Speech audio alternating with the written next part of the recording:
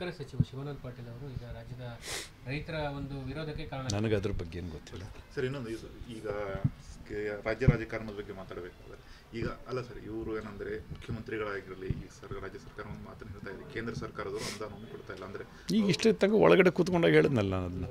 Sir Zameer Ahmed ಅವರು UT Khader ಅವ್ರನ್ನ ಸಭಾಧ್ಯಕ್ಷರನ್ನಾಗಿ ಮಾಡಿದ್ದಕ್ಕೆ ಮುಸ್ಲಿಂ ಮಾಡಿದರೆ ಕೈ ಮುಗಿದು ಹೋಗಬೇಕು ಅನ್ನೋ ಒಂದು ಹೇಳಿಕೆ ಎಲ್ಲರೂ ಎಲ್ಲ ಸಮಾಜದವರು ಮುಸ್ಲಿಮರಿಗೆ ಕೈ ಮುಗಿಯುವಂಥ ಪರಿಸ್ಥಿತಿಯನ್ನು ತೆಲಂಗಾಣ ಎಲೆಕ್ಷನ್ ಸಂದರ್ಭದಲ್ಲಿ ಇಸ್ಲಾಮಿನ ಮಾನಸಿಕತೆಯೇ ಹಾಗೆ, ಅದೊಂದು ರೀತಿ ವಿಚಿತ್ರ ಮಾನಸಿಕತೆ. ಇದ್ರ ಬಗ್ಗೆ ನಾನು ಪ್ರತ್ಯೇಕವಾಗಿ ಹೇಳಬೇಕಾಗಿಲ್ಲ. ಅವರು ಯಾವುದೇ ಪ್ರಜಾಸತ್ತಾತ್ಮಕವಾಗಿರ್ತಕ್ಕಂಥ ಯಾವುದೇ ವಿಷಯ ಇದ್ದರೂ ಕೂಡ ಅವರು ಮತೀಯವಾಗಿ ತಗೊತಾರೆ.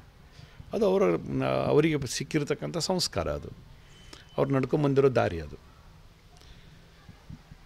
ಬಹುತೇಕ ಆ ರೀತಿಯ ಮತೀಯ ವಿಚಾರಗಳನ್ನು ನಾವ್ಯಾರೂ ಮಾಡಲಿಕ್ಕೆ ಸಾಧ್ಯವೇ ಇಲ್ಲ.